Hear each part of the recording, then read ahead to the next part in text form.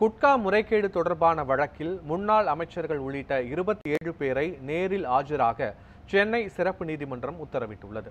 தமிழகத்தில் தடையை மீறி குட்கா பொருட்கள் விற்கப்படுவதாக கிடைத்த புகாரின் பேரில் சிபிஐ விசாரணை நடத்தி வருகிறது. இந்த வழக்கில் உணவு பாதுகாப்புத்துறை அதிகாரி செந்தில் முருகன் மற்றும் மாதவ ராவ், சீனிவாசவ ராவ், உமாசங்கர் குப்தா உள்ளிட்ட 6 பேர் மீது வழக்கு பதிவு செய்த சிபிஐ இவர்களுக்கு எதிராக சென்னை சிபிஐ நீதிமன்றத்தில் குற்றப்பத்திரிகை தாக்கல் செய்தது.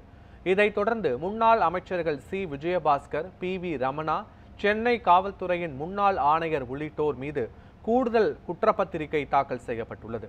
இது தொடர்பான வழக்கு சிறப்பு நீதிமன்றத்தில் விசாரணைக்கு வந்தபோது வழக்கில் குற்றம் சாட்டப்பட்ட அனைவரும் செப்டம்பர் 9ஆம் தேதி நேரில் ஆஜராக வேண்டும் என நீதிபதி உத்தரவிட்டுள்ளார்.